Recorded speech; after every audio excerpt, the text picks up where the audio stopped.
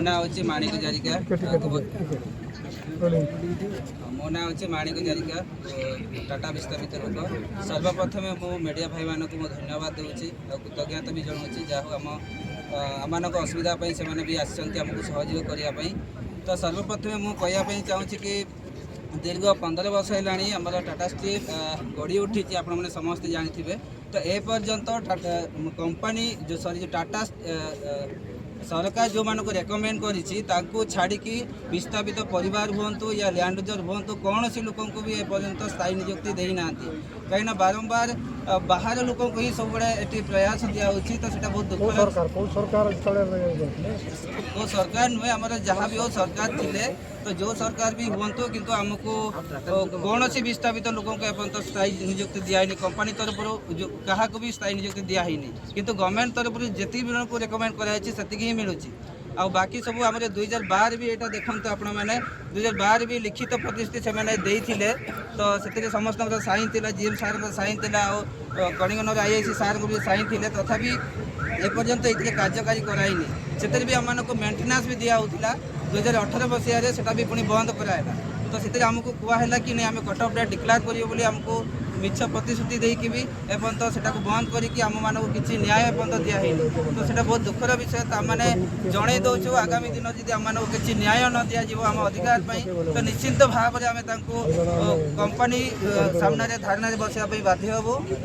तो सहीटा ही आम कह चाहूँ अनलिस्टेड भाई मानक से आम जानी कि सर्वे ठीक ठाक है डोर टू डोर केवे भी सर्वे है तो सर्वे जेहेतु है से बहुत लोग अनलिस्टेड फैमिली गले आपण मैंने जानी जी कि आम देश जी सेवा कर आर्मी भी एवं अच्छा तो जमी बाड़ी सहित घर द्वार भी जी चली जाइए लादुराम कालोनिया जी भी आपने जानी तार भी एपर्यंत भी किसी विस्थापित कराइनी। तो बहुत दुखर विषय से भाया परिस्थिति आम मैंने उपजील कि आम आगामी दिन में निश्चित आमर माने आमको यो नक्शा ही बदल देवे कहीं आम जानी कि 2005 पॉलिसी अनुसार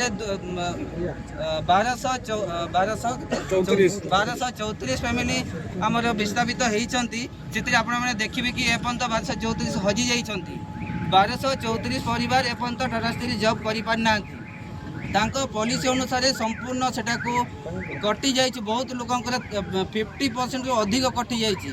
तो सेटा बहुत निश्चिंत बहुत दुखर विषय कहीं पॉलिसी आम सुविधापी कराई कहते कि आम सुविधापी किसी भी है से 2012 बहुत लोक 60 70 80 वर्ष भी हो जाइए। तो से बदल कौन सी चाकरी दिज्व नहीं बोली पुलिस से भाया कराई। आउ गोटे जिन आपने शुणिकी भी आश्चर्य हे जोटा कि कैश इन लीव कहीं पॉलिसी रे सेमती किसी लेखा भी नहीं भी कहीं कैश इन लीव रे समस्त को हटेकी कहीं माने आम प्लांट रे कौन विस्थापित लोक चाकरी पूरा बाद पड़ापी से चक्रांत चलती।